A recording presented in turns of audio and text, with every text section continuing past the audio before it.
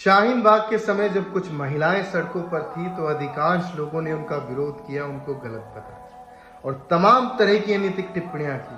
किसी ने देशद्रोही कहा, किसी ने पाकिस्तानी कहा। लोगों को लगा कि यह शाहीन बाग का मामला है, इससे हमें कुछ लेना देना नहीं, हमारा नंबर नहीं आएगा, हमारे साथ कुछ नहीं होगा। देखते ही देखते किसानों को सड़कों पर आना पड़ा अपनी बात को रखने के लिए, अपनी बात को मनवाने के लिए।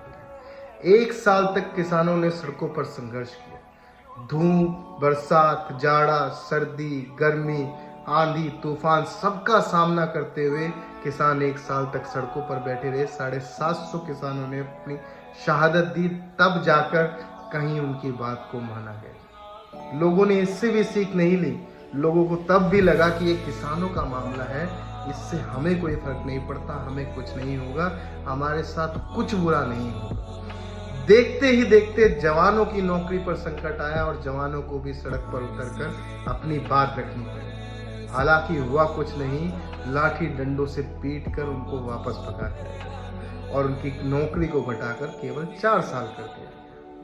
लोगों को तब भी लगा कि हमारे साथ कुछ नहीं होने वाला, ये जवानों किसानों का मामला है। देखते ही देखते अब पहलवानों को भी सड़कों पर आना पड़ रहा है अपनी बात रखने के लिए, अपनी बात मनवाने के लिए। कोई सामान्य पहलवान नहीं, भारत के साथ विदेशों में भी नाम है ऐसे पहलवान, ओलंपिक्स विजेता हैं, लेकिन उनको भी अपनी बात रखने के लिए सड़कों पर आना पड़ रहा है।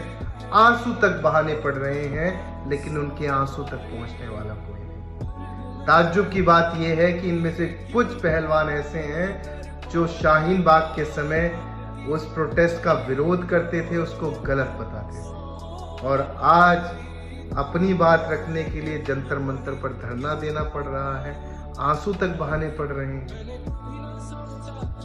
कुल मिलाकर बात इतनी है कि बचेगा कोई नहीं, सबका नंबर आएगा और सबका कटेगा। लगेगी आग तो आएंगे कई घर जद में, लगेगी आग तो आएंगे कई घर जद में, यहाँ अकेले हमारा मकान थोड़ी है।